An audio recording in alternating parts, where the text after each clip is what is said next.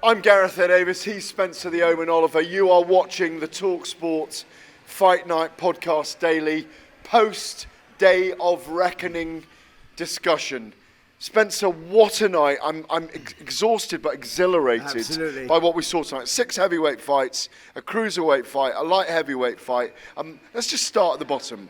The masterful Dimitri Bivol, brilliant performance against Lyndon Arthur, and Jaya Pataya, devastating against Chisora. Yeah, listen, I think that let's start with Dimitri Bivol. I thought it was a masterclass performance. He went out there, he established the jab early, he controlled the space, and even shot selection was brilliant up and down. That was all about levels, Gareth. I think it was about opportunity for Lyndon Arthur. He took that opportunity. I think he performed well, he held himself well, but he never went for it enough. And we're sitting there and you're looking at it going, come on, Lyndon, roll the dice, go for it a little bit. But guess what? When it's about levels like that, Dimitri Bivol wouldn't allow him to go. That was the difference. But he had success in 8 and 9 with those body shots. What a gritty fighter, Lyndon Arthur. Listen, he done himself proud. He's in the top 10 in the world, no question. He's talking about fighting a fighter that's pound for pound, probably in the top 5 in the world. And maybe the most efficient top 5 as well. Absolutely. So look. Yeah. Credit to Lyndon Arthur, he give it a go, but Dimitri Bivol was first class tonight. Jaya Pataya, a coming force, and maybe a great at cruiserweight. Absolutely, I mean, you know, in the future. Absolutely, I mean, there's some massive fights out there for him as well. In the cruiserweight division, you know, we got the likes of Richard Riakporhe out there, Chris Smith, the WBO champion. They're sort of fights that could happen. You know, the IBF stripped him of his title, but it wasn't about that. He's the Ring Magazine champion. He's the monster of the division, and I think what he showed there against Chisora is, again, levels. You know, he set it up, he was waiting, he's taking his time out of that southpaw stance, and that left-hand finish was first class. Absolutely. Landed flush on the button, and Chisora, unfortunately, was never going to beat the count. What an angle he created for that punch. We're in the media room, by the way, it's 3:30 in the morning here. I want to start because I was thinking, why is my voice going? Why am I feeling slightly fatigued? Apart from the fact we kind of use so much adrenaline on these fight nights because it's so thrilling being here. 6 heavyweight fights in the card. We're in the media room as the guys are packing up, doing their bits and pieces. People get buses back to their hotels now. The press conference is going on, and I'm sure there's a very jubilant Ben Davison, Anthony Joshua, and Eddie Hearn. You said it first. I'm just repeating your words. That's arguably, if you look at every clinical minute and look at what Otto Wallin did against Tyson Fury, that's a career best style performance, clinical performance. If you look at every second of every minute of every round for that 5th round stoppage by by Anthony Joshua of Otto Wallin. Absolutely. Listen, I think what Anthony Joshua had there, he had the confidence in his own ability. And why did he have that? Because he had a game plan. When he went in there, you know, he's boxing a southpaw that he knows well. Boxed a couple of times as an amateur, but the way he done it, he went out there. And so, out of the southpaw stance, Otto Wallin's throwing that jab, he flicks the jab out. Anthony Joshua was catching the jab and going back with a jab. It's not an easy thing to do, but his timing was perfect. And when he was doing that, that was allowing him to set up with that big right hand to the body, to the head, and he was following him through with a left hook. What we saw from Anthony Joshua tonight was, for the first time, he was stepping, first time in a long time, he was stepping in with the right hand, he was committing with himself, and then he was following through with left hooks, putting the shots together. I'll tell you what happened tonight, actually, with Deontay Wilder get beat, which we'll go on to in a minute, but the man that Deontay Wilder got old overnight. We'll get into that all at the moment, but what I'm saying is Anthony Joshua, out of nowhere, has established himself again, in my eyes, and this is not a personal thing, in my eyes, as one of the most dangerous and best heavyweights in the world right now. That version of Anthony Joshua gives terrible night for Tyson Fury. Absolutely. He also, and this is what Ben Davison told me in the post-fight interview that we did on the live broadcast, was that he'd like Anthony Joshua to go back in with Alexander Usyk and right the wrongs. Yeah, absolutely. He nearly got there last time. We were there when he threw the belts out. Absolutely. That version of Anthony Joshua, the menace, the self-belief, the desire to, the step-in jab, the step-in right hands, the left off the right, the left hook off the right hand was there straight away tonight. Listen, and Wallen was countering, and Joshua countered well tonight. We haven't seen any of that in his recent fights. Wallen's a good fighter. He's coming off a good win against Murat Gassiev, and you go in there and you go, we thought that was a potential banana skin. A lot of people were even picking Wallen to win that fight. The manner that Anthony Joshua done that, all I'm going to say is please put some respect on this guy's name. Absolutely. 2-time world heavyweight champion, Olympic gold, world silver medalist, and I go, he's going to become, mark my words on this, he's going to become a free-weight world champion. Why is he going to do three-time world couldn't champion? Make cruiserweight, No, he certainly couldn't. Three-time. Listen, it's been a long night, right? So give us a little breathing space. It's early in the morning. Give us a little breathing space. But the reason I'm going to say he's going to become a 3-time world heavyweight champion, Tyson Fury, Alexander Usyk, February the 17th, go for the undisputed. Once that fight is over, them titles start to become separate. No, he'll fight Hrgovic for the IBF, in my view. Hrgovic for the IBF title. And on that performance, Joshua wins. I spoke to Hrgovic in here tonight as well when we were nipping around. Obviously, he wasn't on the broadcast. He first round demolition of Mark Demori tonight by Hrgovic. And he said, I want Joshua. I fancy a fight with Joshua. The funny thing is, of course, because Wilder's out of the picture now, having lost to Joseph Parker in a brilliant, calculated, cool, composed performance by Parker, is out of the picture. So even though people in the background were even talking about Joshua facing Hrgovic anyway, and now I think he almost certainly will be. He'll watch Fury and Usyk fight on February the 17th, and then it won't be as early as March, I don't think, or it might be. They've got to wait for that belt to be taken away, and if the time's right and the IBF belt's on the line, Hrgovic is the mandatory. Joshua and Hrgovic for the IBF belt. It's a really good fight as well. It's a great fight.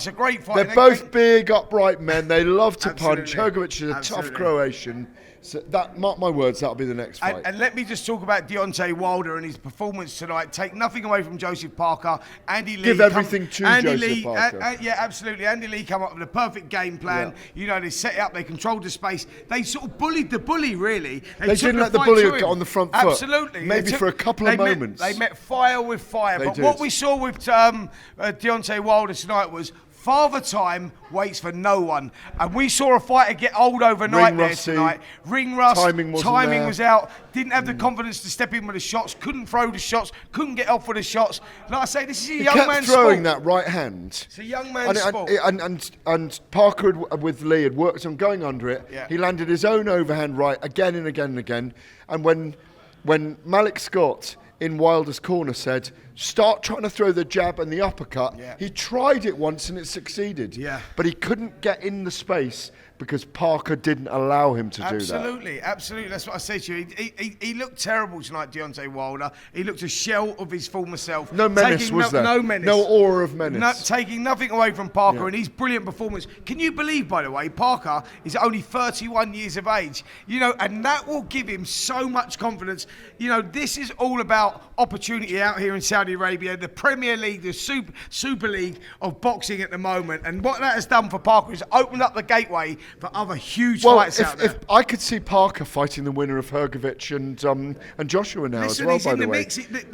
There's a world of opportunity for him out there right now. We've said it all week, and you hit the nail on the head earlier in the week when we did the first podcast of the week on Thursday, which was there's a Super League being created here. And to showcase your skills is so important. Agit Kabayel tonight knocked out or stopped Makhmudov. Arslanbek Makhmudov got inside, hurt him to the body. Makhmudov is very wide open, loves a scrap, but he got caught tonight, caught to the body. And we didn't know if he could. I mean, Agit Kabayel, I've been speaking to all week. He got exposed tonight, Makhmudov. Exposed is a very strong word. But what I'm saying is exposed at top level. What I'm saying is by a very good European champion. Kabayel is a very good fighter, good fighter, and he showed us that tonight. But Makhmudov, he ran out of ideas. Once that brute strength never worked, he never had a B plan. And when you're at this sort of level, you've got to have an A plan, a B plan, and sometimes even a C plan. You've got to have that adaptability. Makhmudov never had that. Frank Sanchez, of course, got his victory tonight against Junior Farr. Looked very good. Great performance. He's a very composed fighter, Frank Sanchez, the dark horse of all that group. Obviously Eddie Reynoso de Canelo and su Rincon. Eddie Reynoso with Canelo in his corner. Sorry to speak Spanish at this time in the morning. Mate, I can barely speak English yeah, right exactly. now. But the other fight on the card, which I haven't mentioned, and we'll go back to Joshua to finish in a minute, was obviously Daniel Dubois putting in a sterling fight in a terrific 10-round war against a man who looked like a small truck in there. Andy Clark described him as an SUV against a small truck. Look, that was not only the fight of the night, but performance of the night. It was. He answered the game. Yeah, he answered Joshua the critics. Was the performance of the night. No, he answered the critics. A lot of people for me, it was Joshua. Daniel Dubois. Yeah, a lot of people questioning Daniel Dubois' heart, his desire. Can he bite down on his gum shield? Well, guess what? He done that tonight because there was times there. Jarrell Miller, 333 pounds, 23 stones. Nearly 24 stones. Yeah, nearly 24 stones. He was trying to bully Dubois. By the second round, Dubois started to look tired. It was the right game plan, though, as well. Absolutely. Jarrell Miller had the right game plan, but Daniel Dubois showed his stones, his minerals, his cojones, whatever you want to call it. He came through a couple of really difficult periods in that fight. And do you know what? What we didn't say on the broadcast, the one thing, he will have learnt so much from that fight. That sets him up for world titles again. Absolutely, totally agree. You know, there's huge fights out there for him. Daniel Dubois, Anthony Joshua, what a great fight that would be. I'd love to see that. Daniel Dubois, you could see him in against Frankie Sanchez, another victor tonight as well. That would be a great fight. You know, Daniel Dubois put himself in the mix. Well done, Don Charles, his trainer, who's got experience at that sort of level. And Don come up with a game plan. You in the WhatsApp group? Don come up with, of course I'm in the WhatsApp group. Don come up with a game plan. He's going to be listening. Hold on, is he text me? Hold on. Yeah. And I thought it was a great performance. Listen, for me, performance of the night. Yeah, Joshua as well. I think that was absolutely outstanding. But Daniel Dubois answered a lot of critics as well. And he's in that super. So pleased for him as well. But he was so delighted. He was whooping. I didn't get a word out of him when we interviewed him afterwards because he was too busy roaring at the crowd. I thought he walked into the pillar. No, I did. Yeah, I did. And then I lost my microphone. But it was suddenly into the dark. It's because you were talking and you didn't throw to me. But that's not your fault. We'll talk about that later. You were so concerned about getting the interview. You walked into a pillar. And correct. I was doing my job properly. Listen, it's been an amazing night. Yeah. Anthony Joshua back on his game.